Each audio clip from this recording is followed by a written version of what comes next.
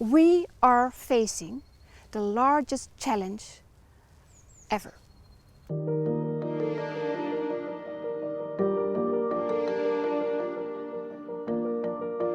When I was a kid, my mom gave me some goggles, and that basically opened up the world underneath the sea for me. And the joy that people see when something is flowering. If you see a bird. To me, nature is a continuous source of surprises. We're running out of time. It's really urgent to keep what we have and restore what we lost.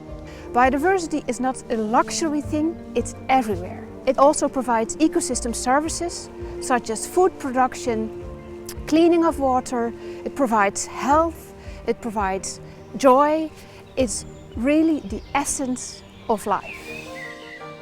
Biodiversity loss means that ecosystems with lots of species that interact in all sorts of complex manners and that are completely attuned to the location where they exist get degraded into much poorer systems with fewer species, fewer interactions that produce less, function less well, or maybe no longer function at all, with negative consequences for adjacent systems.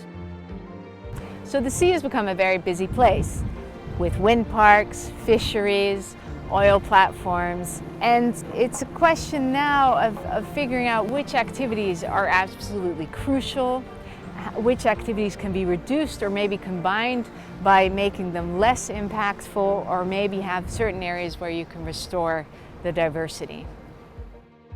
We do have to rethink our production systems and the ways we consume.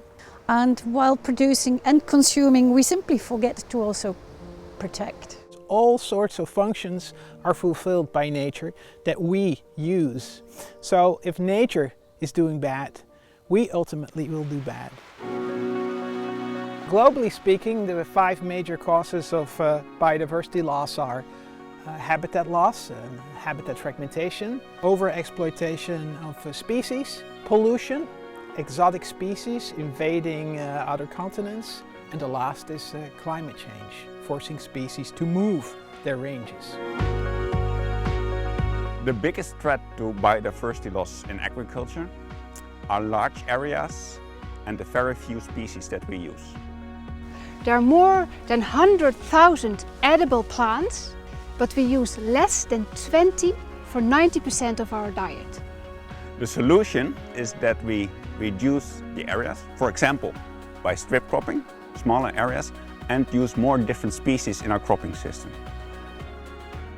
If we succeed to really embrace biodiversity in the food system, and if we collaborate in doing so, from farm to fork, then really we can make a change.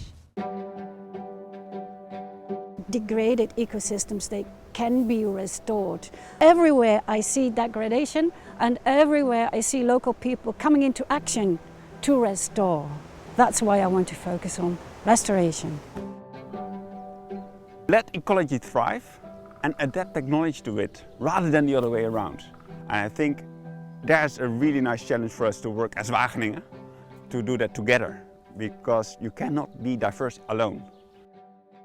Now, Wageningen is traditionally very good in increasing the efficiency of agriculture, and we're also very good in understanding natural ecosystems, and what we're doing now is trying to connect these different kinds of knowledge. And this allows us to find complex solutions to the quite complex problems there are. We need nature. It's the source of our food systems.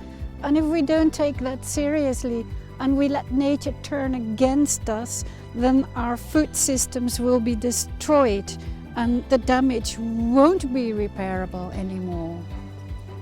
We have started the Wageningen Biodiversity Initiative and invite all stakeholders, policymakers, industry, business, farmers' organizations, NGOs to work with us together on changing the world. Only together we can save biodiversity. Only together we can bend the curve of biodiversity loss.